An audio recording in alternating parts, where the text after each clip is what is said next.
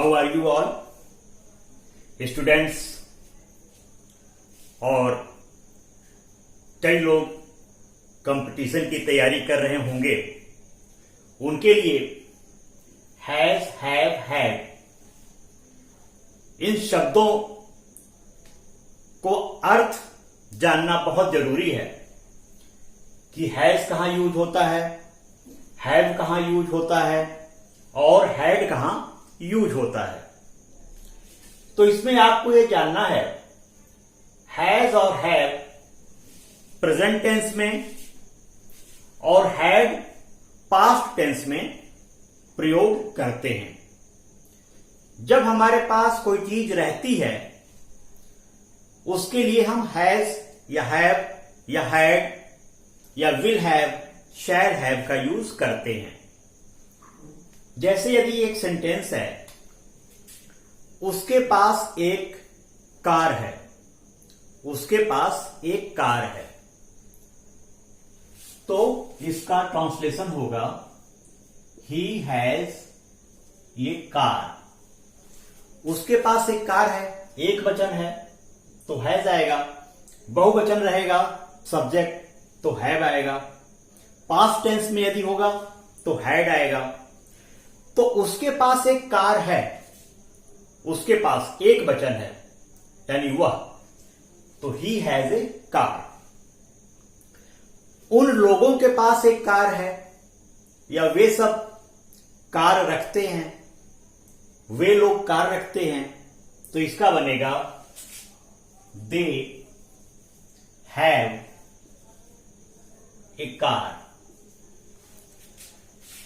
तो जब बहुवचन हो जाता है, प्लूरल नंबर सब्जेक्ट होता है तो हैव लगता है, और जब सिंगुलर नंबर सब्जेक्ट होता है तो हैज लगता है।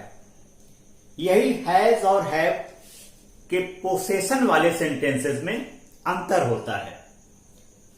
जो स्वामित्व होता है यानी वो सामान किसका है, हम इस चीज का जब पता लगाते हैं या ट्रांसलेशन करते हैं तो हैज, हैव या हैड का प्रयोग करते हैं।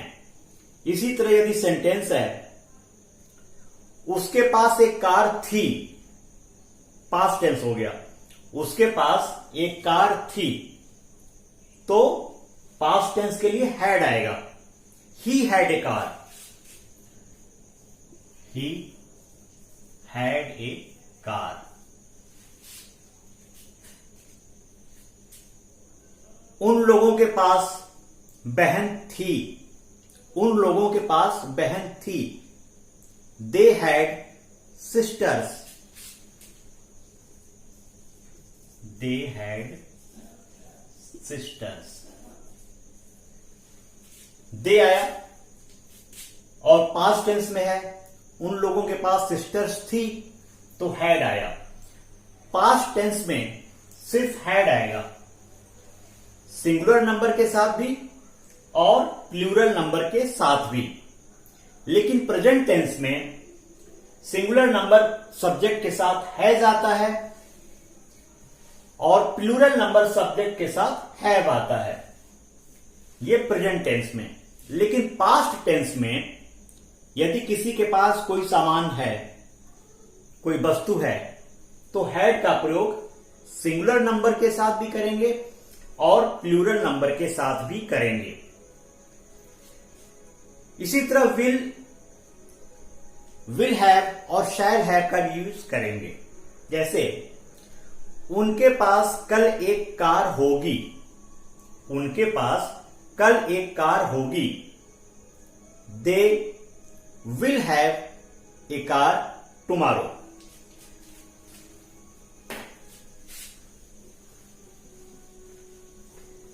Will have, shall have.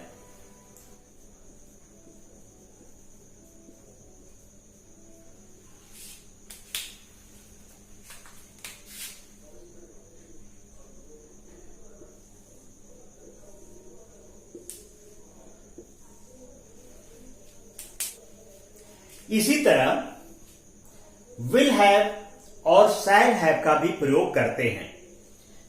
यदि सेंटेंस फ्यूचर टेंस में है, फ्यूचर टेंस में यदि हम कोई सामान रखेंगे उसके लिए विल हैव या शैल है आएगा।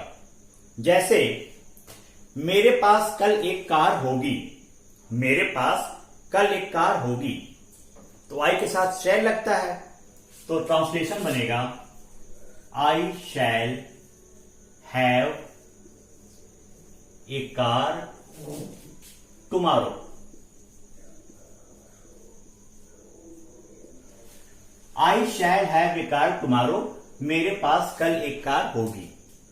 यदि सेंटेंस है उनके पास कल एक किताब होगी, उनके पास कल एक किताब होगी, तो दे आएगा, they will have a book tomorrow.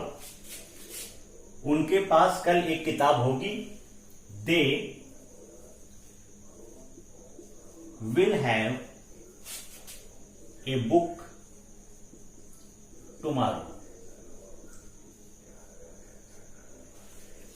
एक बात ध्यान देनी है, आई और बी के साथ शैल लगता है और बाकी सबके साथ विल लगता है। फ्यूचर टेंस में प्लूरल नंबर या सिंगुलर नंबर का कॉन्सेप्ट नहीं होता।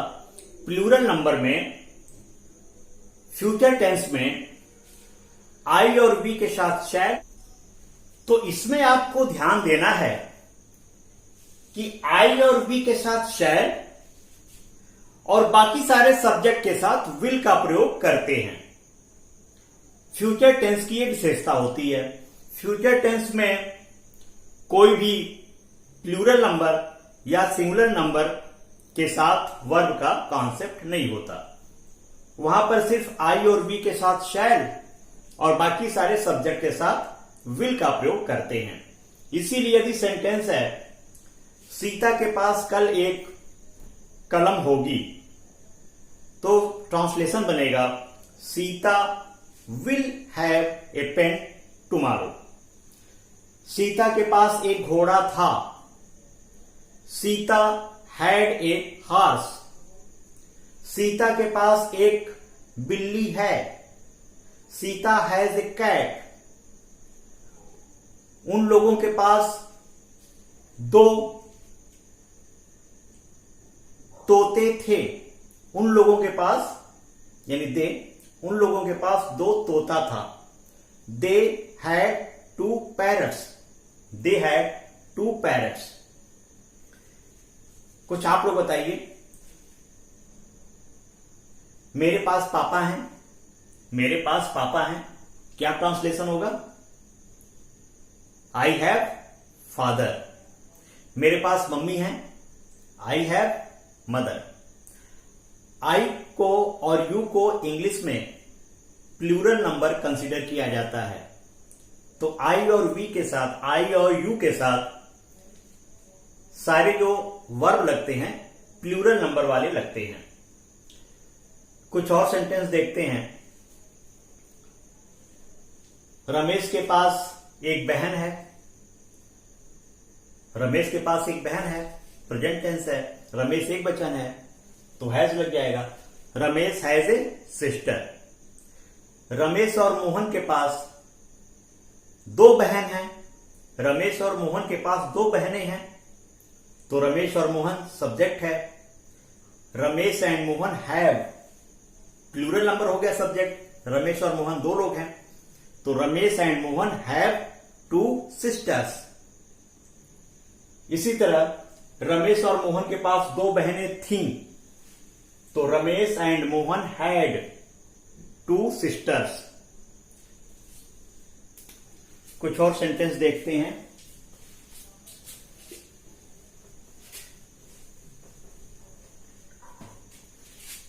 सीता के पास एक घड़ी थी। सीता के पास एक घड़ी थी, पास्ट टेंस है, हैड लगेगा। सीता हैड एक घड़ी, a watch. Sita had a watch. Sita के पास एक घड़ी है प्रेजेंट टेंस में हैज या हैव लगेगा। सीता एक वचन है तो हैज आएगा, Sita has a watch. Sita has a watch. Sita के पास कल एक घड़ी होगी यानी रखेगी। Sita will have a watch tomorrow. Sita will have a watch tomorrow. Sita के पास कल एक घड़ी होगी। तो इस तरह बच्चों students has, have, had, will have, shall have का यूज पोसेशंस के लिए करते हैं। यानी किसी वस्तु जो हमारे पास होती है उसको पोसेशंस कहते हैं और उसके लिए has, have, had, will have, shall have का प्रयोग करते हैं। यदि प्रेजेंट टेंस में हमारे पास कोई वस्तु है तो हैज और हैव का प्रयोग करते हैं। सिंगुलर नंबर के साथ हैज, प्लूरल नंबर के साथ हैव। यदि भूतकाल में पास्ट टेंस में हमारे पास कोई वस्तु थी तो हैड का प्रयोग करते हैं। यदि फ्यूचर टेंस में भविष्य में हमारे पास कोई चीज होगी तो उसके लिए विल हैव या शैल हैव का यूज करते हैं। आई और वी के साथ शैल हैव और बाकी सब सब्जेक्ट के साथ विल हैव का यूज करते हैं। इस तरह से आप लोग अपनी पुस्तक में से जितने भी पोजेशंस वाले सेंटेंसेस हैं हिंदी दी हुई है उसको आप ट्रांसलेट इंग्लिश में इन हेल्पिंग वर्ब की सहायता से कर सकते हैं और एग्जाम्स में फुल मार्क्स पा सकते हैं।